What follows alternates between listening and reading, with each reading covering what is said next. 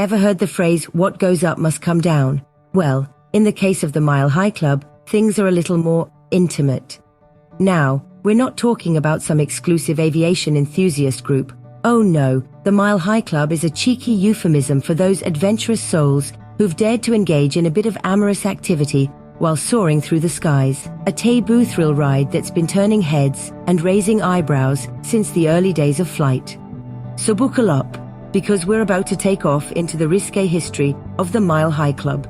Before the invention of in-flight movies, folks had to find other ways to pass the time, and thus, the Mile High Club was born. Now you might be thinking, whoa, wait a minute, they had planes in the 18th century. Well, no, they didn't, but they did have hot air balloons. That's right, the origins of the Mile High Club date back to the age of ballooning. An early mention of the idea can be traced back to Brooks's Betting Book, a prestigious gentleman's club in London, recorded in 1785, just 2 years following Etienne Montgolfier's inaugural successful balloon ascent. An entry states, Lord Cholmondeley has given 2 guineas to Lord Derby to receive 500 guineas whenever his lordship ducks a woman in a balloon 1,000 yards from the earth. There's no subsequent information on whether the bet was settled or how any such claim would be verified. Can you imagine trying to get romantic while being at the mercy of the wind? Talk about a bumpy ride. As we fast forward to the early 20th century, the advent of aviation brought a whole new dimension to the club. There were no comfy seats or private cabins back then, just open cockpits and a lot of wind in your hair. And yet, some daring souls found a way to join the club, proving that love, or rather lust, truly knows no bounds. World War I saw a surge in membership as young pilots and their paramours seized the opportunity for a tryst amid the clouds. Pilot Lawrence Sperry and socialite Dorothy Rice Sims have been described as the first persons to engage in flex while flying in an airplane. The two flew in an autopilot-equipped Curtiss flying boat near New York in November 1916. A notable tale from this era involves a certain French pilot and his girlfriend, whose mid-air rendezvous ended with a parachute landing when their plane ran out of fuel. That's one way to make an exit. In the post-war years, commercial aviation took off, and with it, the Mile High Club soared to new heights.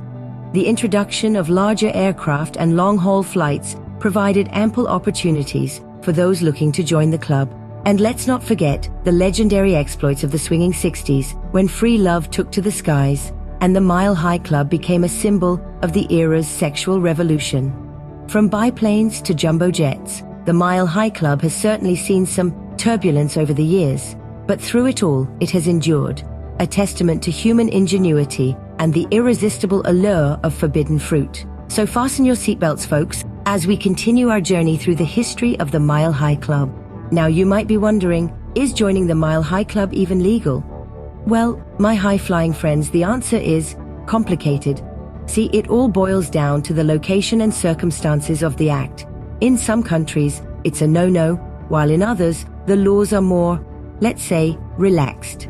But before you start picturing yourself as a member of this exclusive club, hold on to your tray tables. Airlines and aviation authorities, they're not exactly thrilled about this airborne activity. Many have taken measures to discourage or even outright prohibit such behavior. Picture this. You're in the midst of joining the club, and suddenly you're hit with a hefty fine, or worse, you're facing jail time. Not quite the high-flying adventure you imagined, right? And let's not forget about those special charter flights, catering to those interested in joining the club. Yes, they exist, but they come with their own set of rules and regulations. So it's not exactly a free-for-all at 30,000 feet. So remember, folks, if you're thinking about joining the Mile High Club, it's best to check the fine print first. So, you've heard the history, you've weighed the risks, and you're still keen on joining the Mile High Club. Well, here are a few tips for your lofty ambitions. First and foremost, the choice of flight is crucial. A long-haul flight, preferably overnight, might offer you the best shot. The cabin lights are dimmed, passengers are asleep, and there's less foot traffic. Next, the location. The lavatories are the common choice, but are you really willing to sacrifice comfort for the club? Think it through. Timing is everything. Wait until the meal service is over and everyone's settled in for the night. And remember, discretion is key.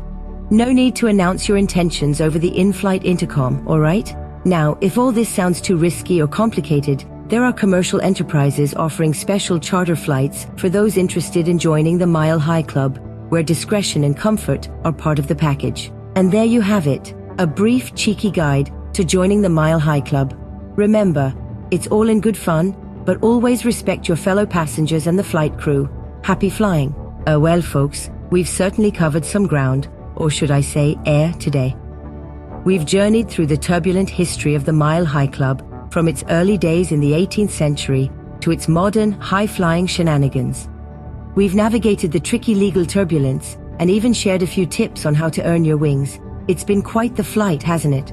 So, the next time you're on a long flight and the in-flight movie isn't cutting it, just remember, the Mile High Club is always accepting new members. With discretion, of course. Am I a member of this special club? Well, my channel's name might give you a clue, but I won't kiss and tell. If you are a member of this club, or it is something on your bucket list, please like and comment below.